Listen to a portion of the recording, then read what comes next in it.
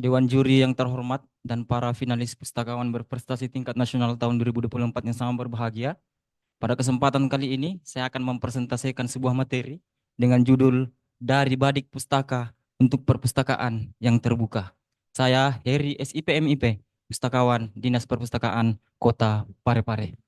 Berbicara masalah perpustakaan terbuka, Bapak Ibu sekalian, sangat erat kaitannya dengan transformasi perpustakaan berbasis inklusi sosial, yang salah satu konten utamanya itu berbicara masalah 3 item strategi utama. Nah, 3 strategi utama ini kemudian juga berfungsi sebagai indikator untuk mengukur apakah sebuah perpustakaan itu telah melakukan transformasi menuju ke arah inklusi sosial atau tidak. 3 ukuran inilah yang kemudian menjadi indikatornya. Nah, apa 3 strategi itu? Yang pertama, peningkatan layanan informasi.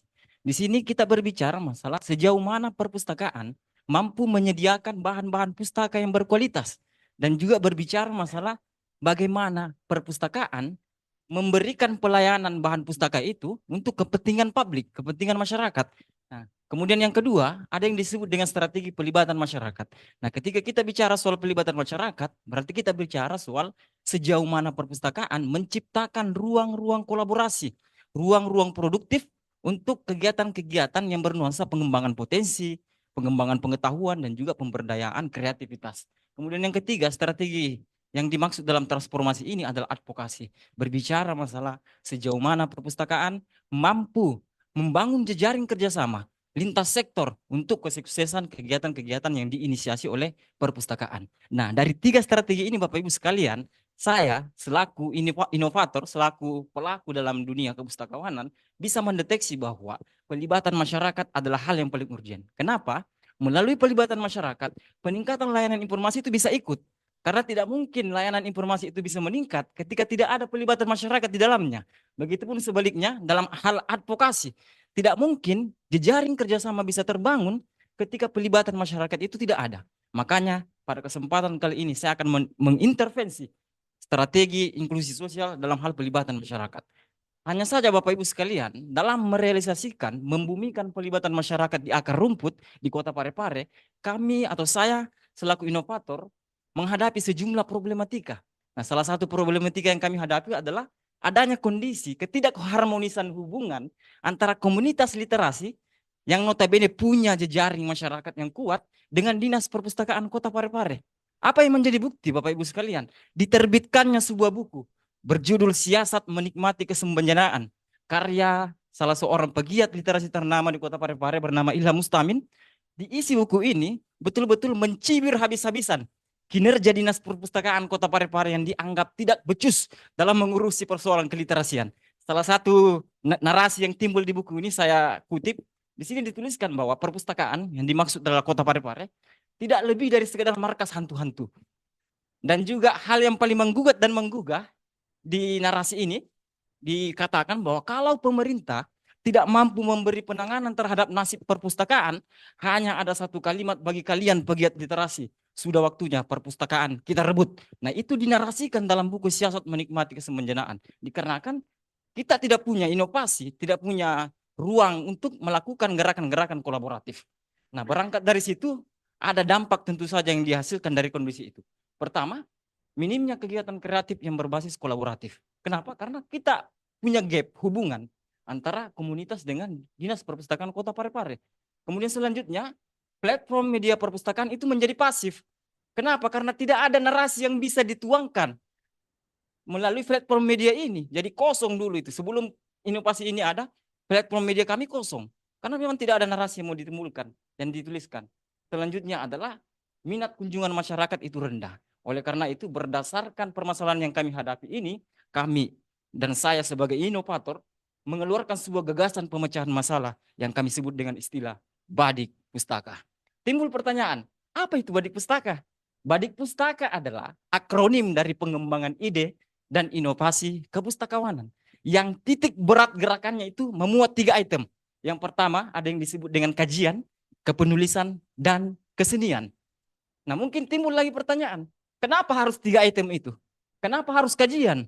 Kenapa harus kepenulisan? Dan kenapa harus kesenian? Saya akan menjawab pertanyaan ini melalui 2 perspektif, teoretis dan praktis. secara teoritis, gerakan kajian, kepenulisan dan kesenian Bapak Ibu telah menjadi bagian yang tidak terpisahkan oleh dunia kepustakawanan. Dalam rekam jejak sejarah salah satunya tergambar dalam perpustakaan Baitul Hikmah pada masa Abbasiyah. Pada masa ini kan peradaban timur dikenal sebagai peradaban yang mencapai puncak kejayaannya atau dikenal dengan istilah masa keemasan. Hal ini dikarenakan perpustakaan Baitul Hikmah menjadi garda terdepan pembangunan pengetahuan pada masa itu. Dan gerakan yang diusung perpustakaan Baitul Hikmah, kajian, kepenulisan, dan kesenian. Ini sudah diusung dan ditulis oleh berbagai penulis, termasuk Fajar Intelektualisme Islam, karya Pedersen, The Great Baitul Hikmah, karya Jonathan Lyons, History of Arab, karya Philip Kahiti, dan juga perpustakaan Islam, karya Agus Rifai. Semua mengamini bahwa gerakan inti daripada perpustakaan pada masa itu yang menghantarkan Islam Timur menuju puncak kejayaan, puncak keemasan, karena perpustakaan dihiasi dengan kegiatan-kegiatan kajian, kepenulisan, dan kesenian. Tidak hanya secara teoritis, Bapak Ibu sekalian. Kita akan menjawab pertanyaan kenapa tiga itu secara praktis. Di kondisi sosial kemasyarakatan Kota Parepare, itu kecenderungan komunitas itu identik dengan tiga ini. Kegiatan-kegiatan yang diinisiasi oleh komunitas itu bergerak di bidang kajian. Ada bedah buku, bedah isu, bedah film masif dilaksanakan oleh komunitas di Kota Parepare berdasarkan penelusuran kami. Kemudian tidak hanya itu, di Kota Parepare kecenderungan komunitas juga bergerak di bidang kepenulisan. Jadi banyak karya-karya terbit, karya lokal, baik lokal secara kepengerangan maupun lokal secara konten, itu dihiasi di Kota Parepare dengan gerakan kepenulisan ini. Dan kemudian selanjutnya yang tak kalah masif adalah gerakan kesenian di Kota Parepare juga masif. Ada berbagai musisi yang menghasilkan karya-karya literasi, berbagai seni rupawan juga aktif dalam melakukan karya-karya itu. Nah, jadi kami memilih tiga item ini berdasarkan teoritis dan praktis. Nah, makanya lagi-lagi Badik Pustaka ini menitik beratkan gerakannya kepada tiga item utama, kajian, kepenulisan, kesenian. Dan tiga item ini kita ejawantahkan dan turunkan kedua objek, internal dan eksternal. Secara internal yang dimaksud adalah SDM perpustakaan. Untuk mewujudkan kajian kepenulisan dan kesenian di internal, kami melaksanakan diskusi intensif dengan menghadirkan komunitas untuk berbagi pengetahuan dengan SDM perpustakaan, untuk menambah wawasan dan pengetahuan SDM perpustakaan itu sendiri. Kemudian selanjutnya kami mengadakan kelas jurnalistik. Untuk apa? Untuk menambah wawasan pustakawan atau pengelola perpustakaan terkait bagaimana membuat narasi terhadap kegiatan-kegiatan yang kita lakukan. Karena narasi itu nantinya akan kita tuangkan di platform media Dinas Perpustakaan Kota Parepare. Kita juga mengadakan pelatihan konten. Untuk apa? Membekali pustakawan, membekali pengelola perpustakaan untuk aktif dalam membuat konten-konten kreator, konten-konten kreatif untuk kemudian dimasukkan di platform media Dinas Perpustakaan. Kemudian secara eksternal, kajian kepenulisan kesenian ini kami turunkan dengan tiga kegiatan, kelas literasi, poin literasi, dan literasi awards. Tapi karena waktu terbatas, izinkan saya hanya memilih salah satu di antaranya, bagaimana kajian kepenulisan dan kesenian ini masuk ke item eksternal ini. Saya pilih kelas literasi. Nah, bagaimana gerakan kelas literasi ini? Kegiatan kelas literasi, prosesnya itu menyelipkan semua kecenderungan komunitas yang telah dipaparkan sebelumnya.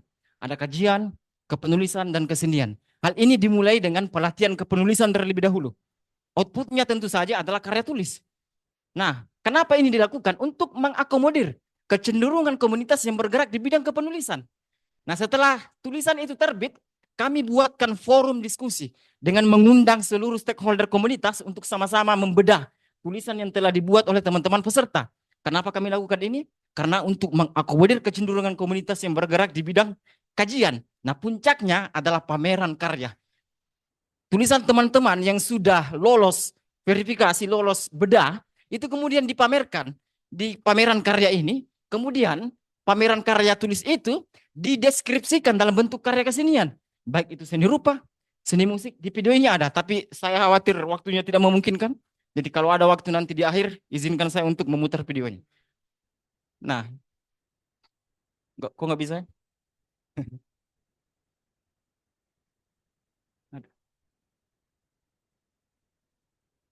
Nah, ini salah satu bahan pameran, potret hasil karya tulis teman-teman peserta yang telah dibedah dalam bentuk diskusi kajian, kemudian dituangkan dalam karya kesenian. Ini kan karya kesenian. Dan termasuk ada di YouTube nanti itu, di video yang saya tampilkan nanti, bisa disaksikan bersama jika waktu memungkinkan. Nah, efek apa yang dihasilkan, dampak apa yang dihasilkan setelah inovasi Badik Pustaka ini berjalan? Pertama, hubungan antara komunitas dan dinas perpustakaan itu cenderung mengalami keharmonisan. Kenapa? Karena kegiatan kreatif berbasis kolaborasi itu dilakukan. Sudah dilakukan. Jadi kita memberdayakan mereka untuk turut terlibat dalam agenda-agenda perpustakaan. Kemudian dampak selanjutnya adalah platform media dinas perpustakaan itu mulai hidup dengan diisinya karya-karya berupa tulisan dan kesenian hasil daripada kegiatan Badik Pustaka. Nah, sedikitnya berdasarkan data kami, ada 129 karya tulis dalam bentuk naskah berita, esai, reportase, cerpen, dan puisi. 23 karya video, dan 2 karya musik yang dihasilkan melalui inovasi Badik Pustaka ini. Karya-karya tersebut lahir dipantik oleh adanya 24 agenda diskusi berbagai tema yang dilakukan oleh Dinas Perpustakaan Kota Parepare. Muaranya meningkatkan angka kunjungan masyarakat. Karena Badik Pustaka ini lahir November 2021. Jadi kami berhitung sejak November, pada saat itu 19.169 pengunjung di tahun 2021, meningkat 31.806 di tahun 2022, dan meningkat 32.057 di tahun 2023. Dampak selanjutnya prestasi yang dihasilkan setelah inovasi Badik Pustaka ini dijalankan. Inovasi terbaik 5 tingkat Kota Parepare tahun 2023. Pemenang lomba menulis cerita dampak PLM Nasional tahun 2023. Pemenang sayembara pembuatan narasi literasi ajakan demokrasi lewat jingle Pilkada Sulawesi Selatan tahun 2024. Demikian presentasi kami, semoga menginspirasi. Sebelumnya, izinkan saya untuk mengutip salah satu kalimat yang saya tuangkan dalam karya saya, berjudul Pusaka-Pustaka terbit tahun 2022. Ketika terjadi perang melawan kebodohan, maka satu-satunya yang berhak menjadi jenderal dalam peperangan itu adalah pustakawan. Dan markas besarnya adalah perpustakaan. Terima kasih. Assalamualaikum warahmatullahi wabarakatuh. Waalaikumsalam warahmatullahi wabarakatuh. Luar biasa. Baik. Terima kasih, Pak. Selanjutnya silakan, Prof.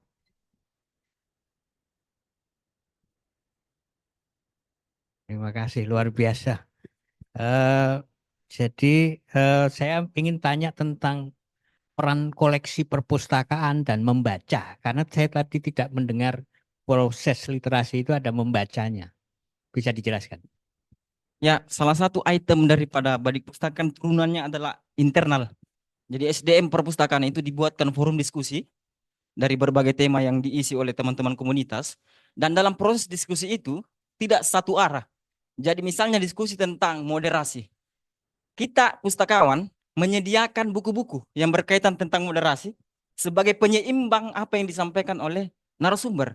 Jadi fungsi literasi informasinya itu ada. Kita tidak sekedar mendengarkan apa yang disampaikan oleh narasumber, tapi pustakawan bertanggung jawab mengumpulkan buku-buku yang berkaitan tentang tema yang dibahas, itu kemudian dibagikan kepada peserta sebagai penyeimbang nantinya dalam diskusi karya itu. Makanya lagi-lagi kami mengatakan bahwa salah satu item utama daripada kegiatan ini adalah kajian, dan kajian itu SOP-nya begitu. Saya tidak bahas secara detail karena waktu yang tidak memungkinkan. Intinya begitu, Pak Purwo. Terima kasih. Jadi apakah ada proses membaca di dalam perpustakaan? Pada Kemudian peningkatan minat baca karena ada proses kajian tersebut. Dalam proses peningkatan minat baca kan ada istilah TGM, tingkat kegemaran membaca masyarakat. Dan alhamdulillah 3 tahun terakhir 2021, 2022, 2023, Kota Parepare terus menerus mengalami peningkatan TGM itu. Saya tidak hafal betul angkanya karena persentasenya, tapi saya masukkan di portofolio kemarin bukti fisiknya yang menjadi bukti bahwa tingkat kegemaran membaca masyarakat itu terus mengalami peningkatan dari tahun ke tahun setelah Badik Pustaka ini hadir membersamai masyarakat di Dinas Perpustakaan Kota Parepare. Saya juga tidak percaya dengan angka, terlalu percaya dengan angka. Jadi jumlah yang besar itu bukan berarti akan terjadi sesuatu yang kemudian menimbulkan orang jadi senang dengan perpustakaan. Orang berkunjung banyak itu belum tentu perpustakaannya menjadi bermanfaat. Bisa jadi karena ada acara, kajian misalnya itu, kemudian orang datang ke situ. Kalau tidak ada kajian mungkin tidak datang. Kajian pun mungkin diundang. Bisa jadi ada undangan kemudian orang datang. bukan karena mereka datang sendiri gitu. Kira-kira seperti itu. Nah, kemudian dalam konteks penulisan, bagaimana orang menulis tanpa membaca? Itu. Nah, pertanyaan saya di situ. Kemudian hasil dari 100 sekian tulisan tadi dalam bentuk reportase dan sebagainya, kira-kira manfaat bagi masyarakat apa? Kira-kira. Bisa jelaskan. Memang kami mengintervensi masyarakat yang notabene memang aktif di 3 item itu tadi dengan alasan bahwa komunitas literasi dengan dinas perpustakaan itu mengalami kerenggangan. Kami tidak menyentuh semua aspek.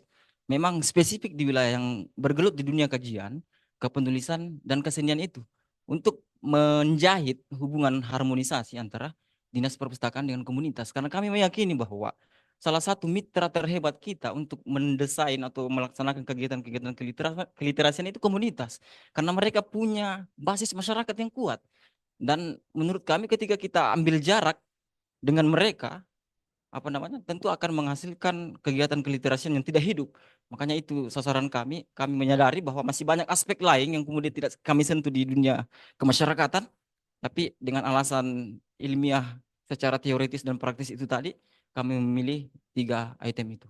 Ada kata yang menarik, literasi yang hidup. Apa beda literasi yang hidup dan literasi yang mati? Literasi yang hidup itu Pak, menurut saya literasi yang berujung pada karya. Jadi proses berliterasi itu puncaknya ketika literasi yang kita geluti itu ada karya yang dihasilkan, ada wujud baik itu berupa barang maupun jasa. Dan kami mencoba menunjukkan hal itu. Pak Prof. Baik, satu pertanyaan lagi tentang kesenian. Apa yang ada dalam pikiran eh, Mas Badik ya, Mas Badik Pustaka itu. Jadi apa yang ada dalam benak Mas Badik itu tentang apa yang disebut dengan kesenian dan kemudian produk kesenian seperti apa yang muncul di dalam perpustakaan? Kalau yang dari Badik Pustaka ini Pak, peran kesenian itu hadir, itu mendeskripsikan karya tulis yang dihasilkan melalui Badik Pustaka ini. Jadi sebatas itu perannya. Makanya kami menciptakan beberapa lagu yang erat kaitannya dengan kegiatan Badik Pustaka itu. Ada videonya. Kalau Bapak mau mendengar lagunya bisa. Kalau diberikan kesempatan.